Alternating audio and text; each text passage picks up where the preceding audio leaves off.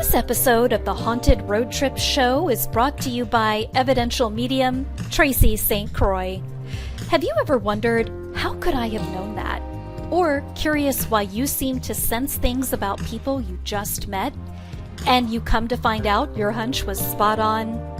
Visit www.tracystcroimedium.com to discover the power of your intuition, gain a secure foundation to start a co-creating relationship with spirit, and enroll in our intuitive development programs. Welcome to the Haunted Road Trip Show, where we bring you powerful conversations, insights, and exciting site investigations that reveal the paranormal world in a way you've never seen before, up until now. Tune in and become part of a community that enjoys the thrill of finding out what the paranormal world wants to teach you and solve the issues. Be sure to visit our website at www.hauntedroadtripsshow.com. And while you're there, subscribe to us via your favorite network. Now, prepare to have your thirst for curiosity satisfied as you enjoy ghost stories, haunted house stories, and more. Well, we are here to talk about mediumship, mysticism, spooky stuff, and more on this. FYI, a little bit of a disclaimer. I was raised by pirates and sailors, so my language is probably not going to be kid-friendly. Sometimes I just want to warn you guys on that, on there. So I know. So we have been having a good time with these series when Jesse, the Cool Ranch Cajun, comes on here, and we just kind of let everybody kind of talk. So if you have questions about mediumship or any kind of questions in the spirit world, you know, type them into the chat and let us know what is up, what's your question, what's going on. You know, tell us about some of your experiences with the spirit world. We would love to hear what your first experience was and how you feel about it now versus then. So, do you remember your first experience, like even as a child, Jesse? Like, you know, little CRC? Well, not necessarily with specifically mediumship, but I definitely recall having experiences of like intuitive knowings that I was connected to something other than this physical reality. And that started happening to me at probably age 4 and 5. I would have these experiences of just being connected to something greater and just kind of feeling outside of my body, being connected to this energy around me. That's the earliest memories I have of getting in tune, getting in touch with that sort of world. But for me, it wasn't until I started practicing Reiki that I started to connect with spirits and loved ones who are crossed over. So exactly, that oftentimes happens. Yeah. What about you, Tracy? You know, I mean, I have some weird memories. I mean, if anybody's read my book or heard me talk a lot, that they know that like I grew up like basically surrounded by like cemeteries and funeral homes, like literally. So from, you know, like day one, I was always hearing things, and me and my older sister, we had this game, and it's so creepy now. Like if I had kids and they told me like this was happening, I would be a little bit freaked out. I'm just saying it. And we used to put our hands under our bed, and there would be other hands that would be touching us. Wow. And it was like all cold and stuff. And we would like put your hands under here, and they would like touch our hands and stuff. It like we had to have been like maybe 4 or 5 years old, and we just thought it was a game with them. You know, freak me out. And it did, and I mean, mind you, my backyard literally was a cemetery. So like my little sister's calling me, and I bet you it's with my nephew, who is a little bit of a medium. Let's answer, huh? Shall we? I gotta call you back. I thought you were calling. I can't tell you, guess where I'm at. Molly Crew. Oh, Jesus. She's watching Molly Crew. Yeah, she's calling me a Motley Crew. Oh, I'm Molly going to Crew. text her back. I thought my nephew was calling me, not you. Because he's had some experiences. So I thought, like, how apropos he can sit here and talk to us about a few things on there. Well, that's what I get for answering the phone with her on it. And I'll just say, I thought my nephew was going to be calling me, period. Not saying I don't love you, but I was a little bit disappointed, period. On Facebook Live now. Call you later. Love you. Bye. Period. And that's how me and my family roll. I'm jealous. I wish I was at Motley Crew. I know she's at I bet you she's at, okay, we have a comment here. Hold on. What is it? And Amanda says, can you see that, Jesse? I do, yeah. Okay, yeah. good. I'm so glad they did like some kind of upgrade so you can see the comments. Okay, is there sometimes an emotional trauma that could be preventing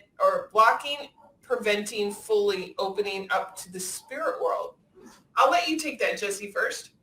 Yeah, I would say in a nutshell, sure. And I think one thing that comes to mind for me is perhaps being told that opening up to the spirit world is a negative experience, or perhaps being taught that, maybe through some religious ideology that it's unsafe to open up to the spiritual world. And that could cause some sort of emotional trauma or emotional resistance if we do struggle with that fear to be able to open up. So I'd say yes, in that respect. What about you, Tracy? I would agree fully onto that. There are emotional traumas that can literally like scare the poop out of you. Yeah, that too.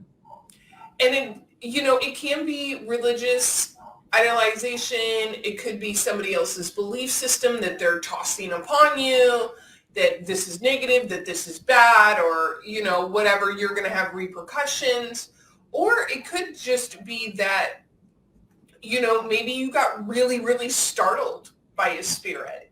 Yeah. Because I know that when I was first developing my mediumship and I would have spirit come close to me, it felt very similar to being paranoid, anxious, feeling like somebody was watching me.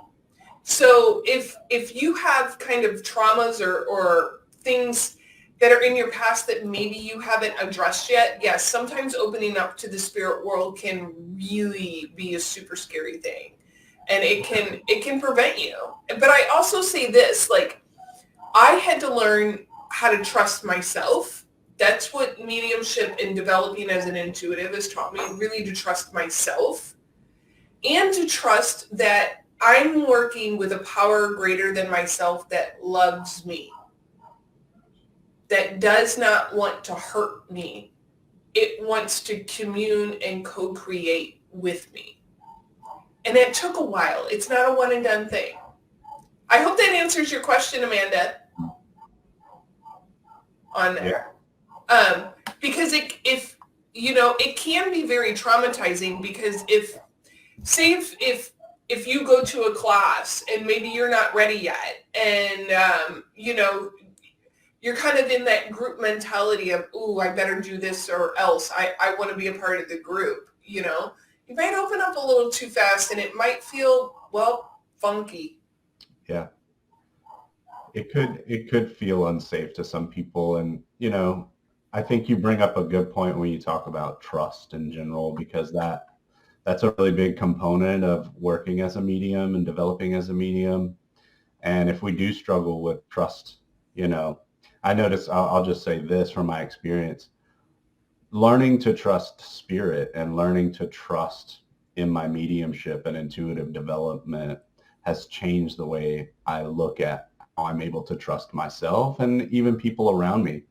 So maybe if you have trust trauma, let's say, from past experiences, then yeah, that could absolutely block you from being able to progress in development as a medium. But that's not to say it's not possible. Of course, like we can work through these things, and that's essentially what Tracy and I help with, is to work through some of those blockages. Right. We create a space in our class that is very safe, that is made, for your, what I like to say, your delicate development.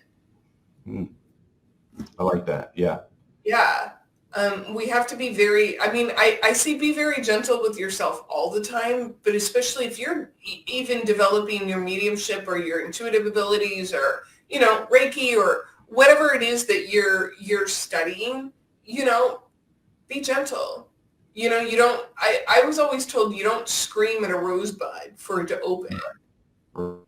And especially if you do have some kind of emotional blockage around that, when it comes to healing any kind of emotional trauma, it's really important to be delicate in that process with ourselves too. Yeah, it really was. Because for me, Amanda, when it came down to it, what my emotional trauma block is that I felt I needed permission from somebody who was a higher authority than me that I could go ahead and communicate with spirits mediumistically, because I'd grown up in a past of being fearful that I didn't have permission. If I didn't have permission, I couldn't, I wasn't going to be able to do it. And when I realized that the only person that needs permission is for me to give it to myself. Yep. And then boom, that's how that happened. And for any of the newbies that are joining, chat on in, put in the chat box, like, do you remember your first experience either like intuitively or with spirit, or do you have like a funky, spooky ghost story that maybe you want to tell us a little bit about that we can talk about? Or maybe just your plain old questions about mediumship, like does grandma get mad because you're not cooking her recipes, type of thing. And we can definitely answer that, because you guys, we're hosting a class this weekend, and I think the event no, sleep paralysis is not fun at all. We are hosting a beginner's mediumship class this weekend at Red Feather Healing. The event is on the event page, so you guys reserve your spot and come on in and have a kick butt day with us and really learn how to, gently develop your mediumship with others who are going to be doing the same thing. Okay. So Miss Missy says sleep paralysis, not fun. No, ma'am. No, ma'am, Pam, it is not. Your thoughts on sleep paralysis, Cool Ranch, Cajun? My thoughts on that. So I do have some, not personal experience, but family experience. My mother used to suffer from sleep paralysis at times, and she would have these kind of sensations of actually being held down by something. And that definitely sounded pretty traumatizing to hear. But I don't, to hear her experience and how scary that is, and to I guess talk about the little bit of research I've done on that, I don't know that it's necessarily an attack on us from something outside of ourselves. But what I do understand from that is that it's often moments where we slip into an alternate state of consciousness, and we can have these sort of out of body or mind awake, body asleep experiences where we can experience something. Okay, she's saying also, I just want to give more information. She's saying to you, yes, shadow beings in the room. Interesting. So yeah, I don't know a ton about that, but I don't know a lot about shadow beings in particular, but what I do know is that in sleep paralysis, it does shift our awareness into a different state of consciousness. And so, yeah, we do. You may start to see all kinds of things. Yeah, she says OBE. I practiced OBE for the better part of 4 years in my 20s. I never saw shadow beings, but I did experience what you're talking about. Not in the sleep paralysis state that you might hear where you can't move and you're stuck in your body. This was more of leaving my body and being able to experience other realms. So that's my experience with that. Oh yes, so sleep paralysis, Missy, can be just terrifying. So my heart like truly goes out to you, because I know how like terrifying that can be. And it, you know, there are I don't think that there's one answer to sleep paralysis. I always tell people, you know, first and foremost, make sure everything's physically okay with you with a doctor, you know, that in conjunction with seeing, you know, I always like to say, you know, asking yourself, why are you having a rough landing coming back into your body? Mm-hmm. Because that's what it feels like when it happens to me. And one thing that I have done, and this is just on the woo-woo metaphysical realm, is when I go to sleep at night, I have that silver cord that I see in my navel and my belly button, and I see it grounding me into the ground, into the core of the earth, and reminding, kind of like giving my body breadcrumbs, giving my soul little breadcrumbs, an easy way back into my body. And I tell myself, if I leave my body, I leave gently, and I come back just as softly as I left. Mm-hmm. And there's a lot of things that could be going on with the shadow people there. You know, you could, you know, those could be your guides. They could be loved ones in the spirit world helping you out. Not everything that we see as a shadow is negative, guys. Okay. It's not. Black is the easiest color for spirit to kind of manifest into. So just because you see something in black does not mean, oh God, they're coming for me. No, they're not. It's not always the case, sweetie, but I'm really sorry for that sleep paralysis. My spirit guide, my spirit guides always have my back. Help you back. Yes, they do. Yeah. Actually, the first time, one of the first encounters I had with my spirit guides were during an out-of-body experience. Yeah, pretty profound. So yeah, we can meet them through those experiences as well. Yeah, that's a good idea to intend that you make sure you protect yourself. Yes. When you're doing those types of things. And, you know, if you are experiencing out of body and just naturally having these things, it's a good idea to protect yourself. It really is a good idea to protect yourself. And just on more of like a psychological, physical level, sometimes it's good, like if you have a therapist or a counselor to talk about it, because there could be very well some you know, deeper psychological issues that are trying to be addressed in your sleep, and they're having a hard time coming out. So it's also good. I am a holistic practitioner. I'm fully believing in the mystical and the practical. It needs to go hand in hand on that. Let me see. Let's see. And Amanda, we'll get back to you, because I don't know how. She is asking, Jesse, have you ever heard of this? Can you explain Elohim? I've never. Elohim is Elohim comes from Kabbalah, and that is it's another one of the names of God. And so I believe I have heard of Council of Elohim. I think if I'm correct, maybe what you're referring to are these councils who are channeled through people.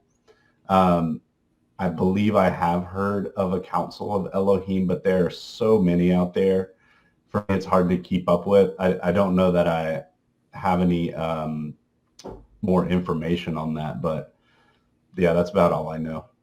Sorry, loves. Yeah. Let's see. Miss Judy, how can you tell if it's an elder helping or a different spirit? Okay. So I think you're asking like if it's one of your personal loved ones or a different spirit. Well, have you asked?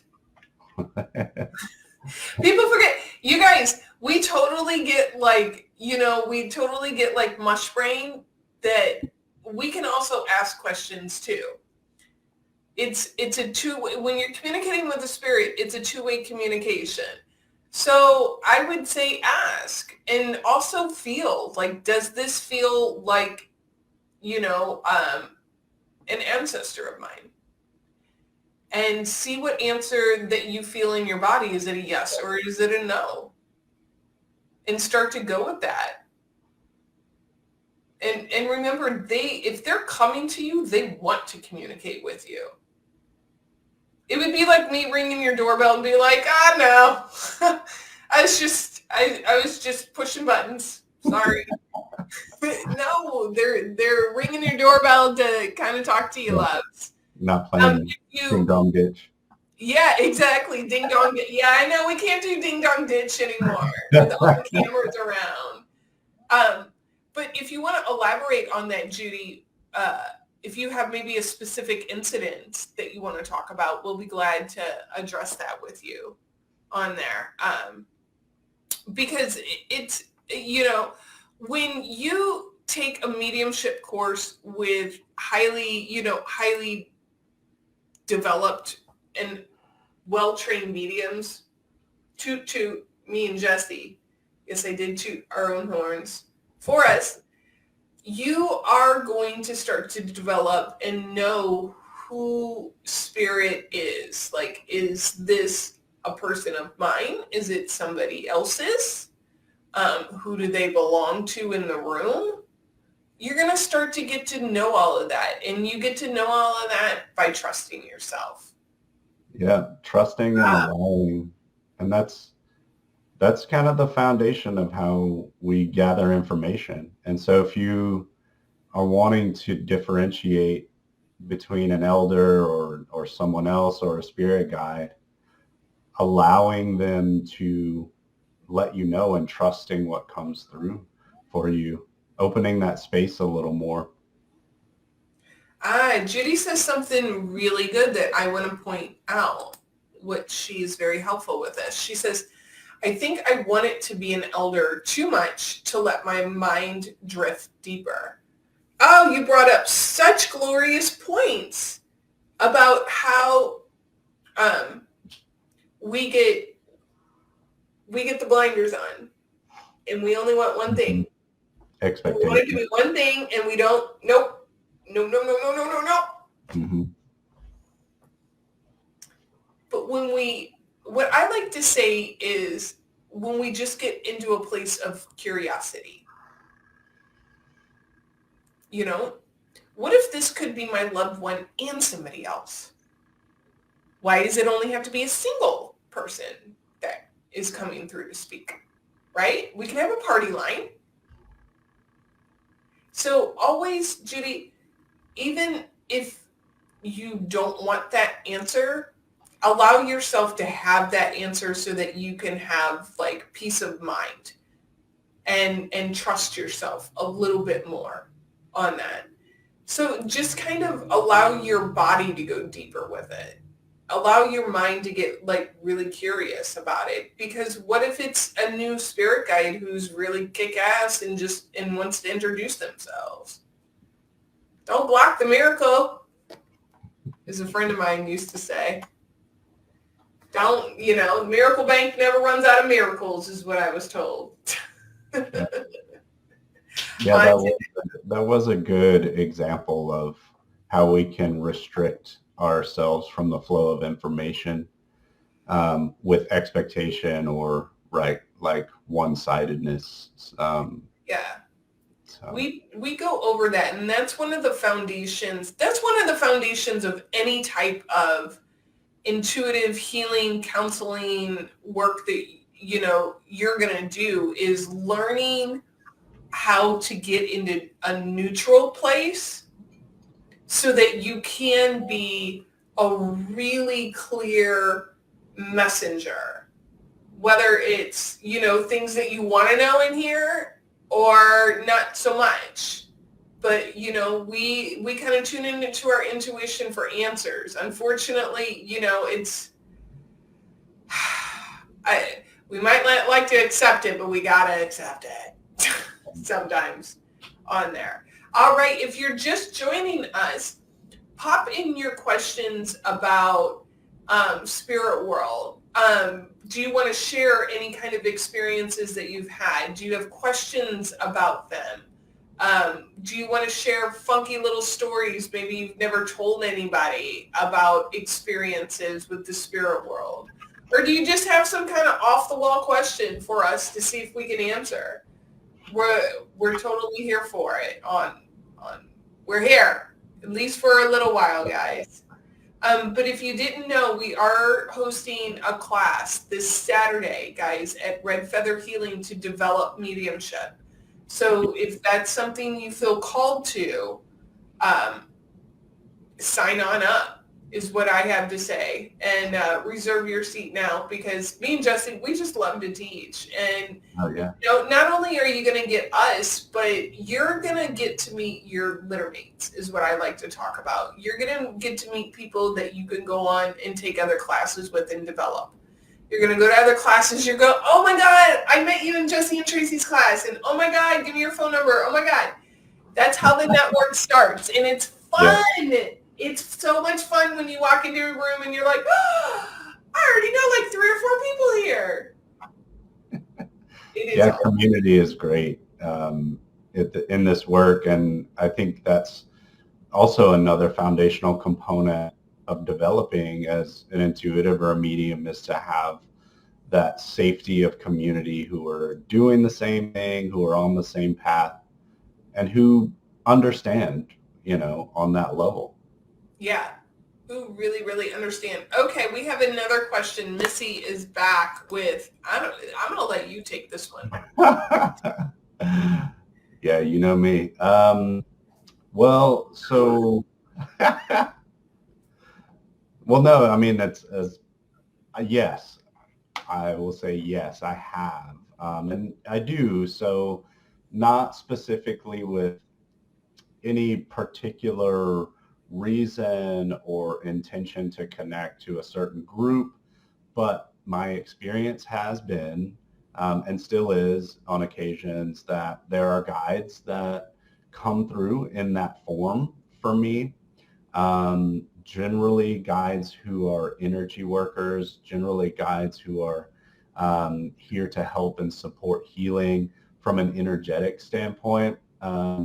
When that started to happen for me was when I started to practice energy healing and energy work, because it seems, in my experience, and you could probably ask many other energy healing practitioners, that there's something about the star beings, or aliens, if you want to call them that, who operate in that world of energy healing.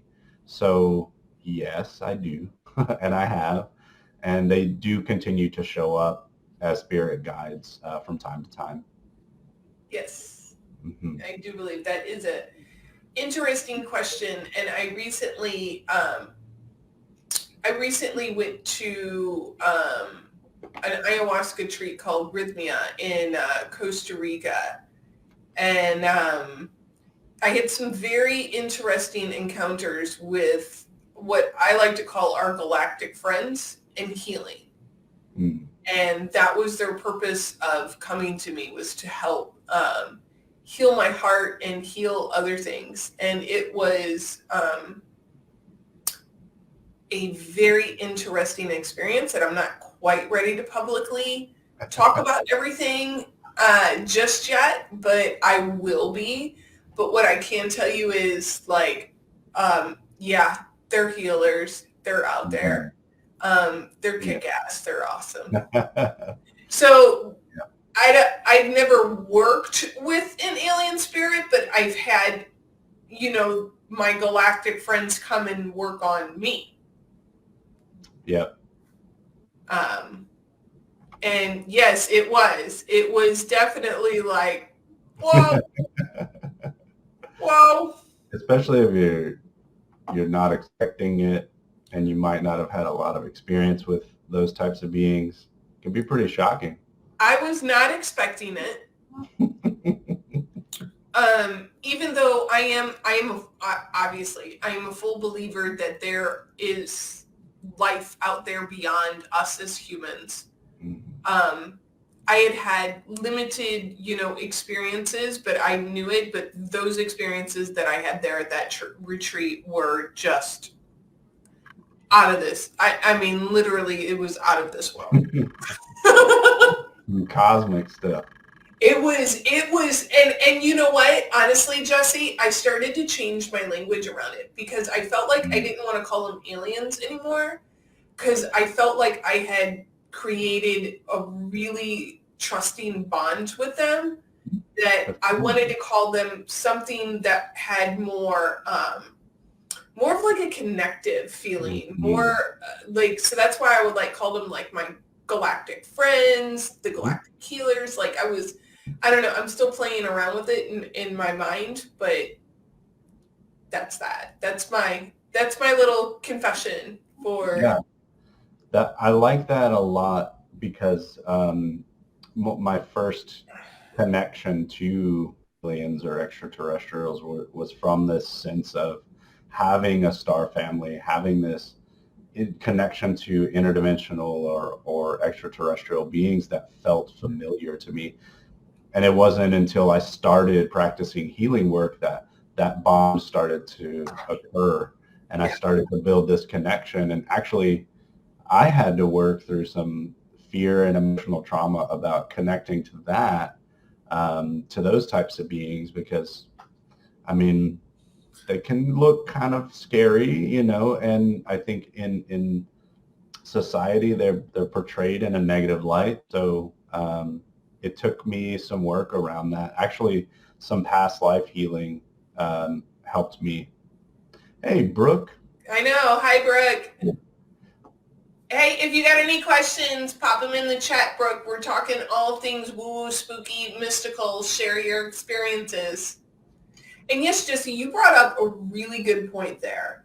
And it is about when you're developing mediumship, it is about learning to trust spirit, whether it is a human, whether it has been incarnated on this physical plane as a human, or whether, you're doing another style of mediumship, which we'll talk about in the class, whether that's connecting with our galactic friends or other beings in other dimensions.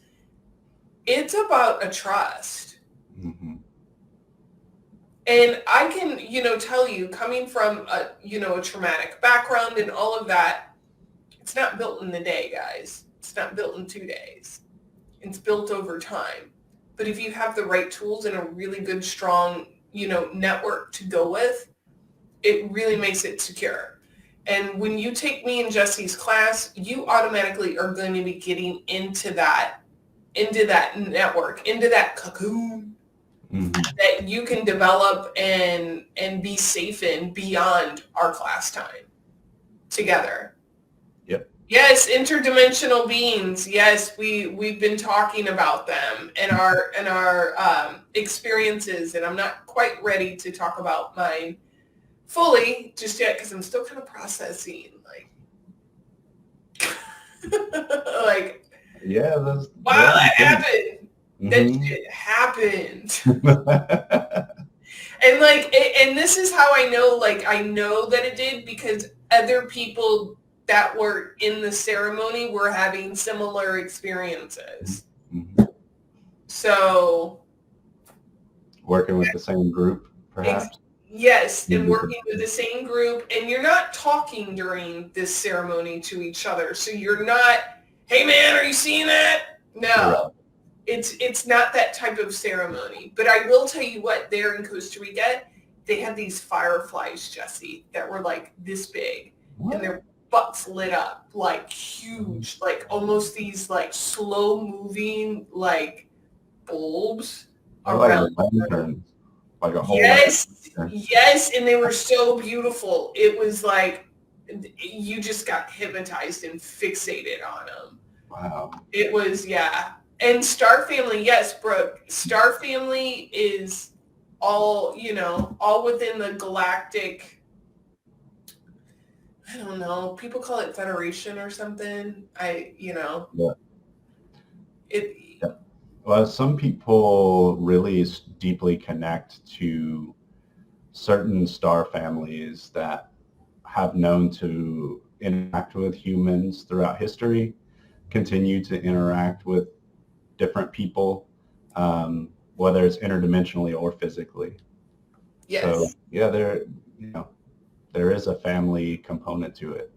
There is a family component to it. And, recently I listened to Jim Howard, I think his name was Jim Hollard's podcast. It's like a paranormal podcast. He's been around for a long time, but he had on a woman, and she's kind of, I can't remember her exact titles, but she was the niece of Betty and, oh my gosh, I forget his name. Betty and Barney Hill. Betty and Barney Hill's niece. That's exactly it. And she is like uber freaking smart, like uber smart. And so she did a lot of research on people who have had interactions with galactic visitors. And what she had come to believe is that whether it was past life or this life, once you kind of make that connection, it's always there. Mm-hmm. Well, she had some experiences. Yeah, if you're having experiences, more than likely somebody else in your family it is. It's kind of like if you have abilities, more than likely maybe one of your siblings or your grandmother or something. Right. Does. We got way off topic. I don't even know what our topic is. Well, it says "and more" in the title. It does say "and more" because I like to add "and more" into it. But, just like the spirit world is absolutely infinite, I'm sure the galactic world is absolutely, I always imagine it just as a collective as Earth is, with our many cultures and the many different ways that humans can look. Mm-hmm. I always think that, why can't they? Why do they have to be just gray and gray? Right. Boring. Yeah, I don't think that they are at all. Mm-hmm. And it just like, in the spirit world, like not everything that goes bump in the night wants to kind of, is a boogeyman under your bed. Yeah. It's not. Yeah, generally not. It generally is not. And that's what developing mediumship will help you to really, really understand, because I do want to get on top of my soapbox just for a minute, because everybody knows I love my TikTok. But, woo, there is some bad information on there. Real bad. Really? I mean. I deleted my TikTok recently. I mean. I mostly have a very, very super clean TikTok. I'm very vigilant about that, about my social media, keeping it very right and tight. Yes. As far as I'm not, no, if you're too far one way or the other, or you just, no, you're not on my boat. I'm sorry. Mm-hmm. But, there is nothing to be fearful of in the spirit world. And my dad had it absolutely correct. He said, it ain't the dead you got to worry about. And it's, take a look around, right? It's not. Spirit world is not something that you need to be fearful of at all. Spirit wants to interact with you. Spirit wants to send messages or, give you love, or help you communicate a message to their loved ones. And it gets really fun once you figure out like, oh, I am safe and protected no matter what I do. Yes, I promise you are. All right, guys, we have been, oh my God, we're going on like 45 minutes here, y'all. Okay, so this weekend, I want you to pass along the word that we're having a super awesome class at Red Feather Healing. The event is on my event page this weekend. Sign on up. It's a one-day event for beginning to develop your mediumship. There's going to be all kinds of goodies involved. I promise you. And if you think that somebody else in your world could benefit from this class, please like and share. Sharing is caring, y'all. Yes. And if you want to come, bring a friend and introduce them to the world of mediumship as well. I noticed a lot of people did that last time. Oh yeah, a lot of people did. They brought friends and siblings and siblings and all kinds of stuff. It was kind of funny because it was kind of like almost compared to like, you know how you stand at the creepy house in the neighborhood and dare each other to ring the doorbell or go up on the porch. Uh-huh. I don't know, it felt like, no, you come with me. No, you do it. No, you do it. That's a good analogy. Yeah. It was. If you've ever seen The Burbs, if you've never seen The Burbs with Tom Hanks, I mean, that's a must-see comedic movie. Two grown men standing outside a creepy house staring at each other to go up to the door. It is. It's quintessential. Okay, yay, come see us, Red Feather Healing. Thank you, loves, on that. Well, I'll tell you what, guys, we have had an awesome, awesome time tonight. And if you want us to come back and maybe specifically talk about a topic, throw it into the chat or, DM one of us and let us know, guys, because you're important too to this. Yep. Closing words, Jess? I would just like to say thank you, everybody, for the great questions and the really awesome far out topics tonight. That's not something I get asked often, but occasionally it's nice to talk about our cosmic brethren. So yeah, come see us. It's always a great time. Like Tracy said, we're here to support. We love teaching. That's our main reason for being here and showing up, so that we can answer questions you might have. And please come join us on Saturday. Bring a friend, bring a family member. Come have a good time with us. Yes. Yeah. All right, y'all. Have a good evening. We are over and out. All right, bye. Thank you for tuning into the Haunted Road Trips show, where we share powerful conversations, insights, and exciting site investigations that reveal the paranormal world in a way you've never seen before, up until now. Remember to visit our website at www.hauntedroadtripsshow.com and enjoy even more great episodes like this one. Again, while you're here, subscribe to us via your favorite network. We look forward to seeing you next time on the Haunted Road Trips show. And remember, paranormal history is dying to be heard.